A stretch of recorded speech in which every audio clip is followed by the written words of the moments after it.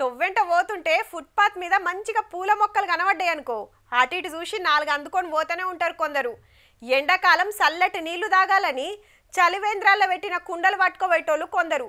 Man whole మీద మూతలు ఎత్తుకోబోయే batch ఇంకోటి, దుక్నాల ముంగట లైట్లు మోసుకుపోయే మోతవార్లు ఇంకొందరు. ఇగో గిట్ల చిత్రమైన దొంగతనాలు చేస్తుంటారు. ఇది అంతకంటే చిత్రమైంది. తొవ్వ పక్కకు కారాపి జరసేపటికి కిందికి దిగి ఇటొచ్చిండన్న. ఓర్ని న్యూస్ పేపర్ కోసమా గింత తండ్లాడుతున్నాడు.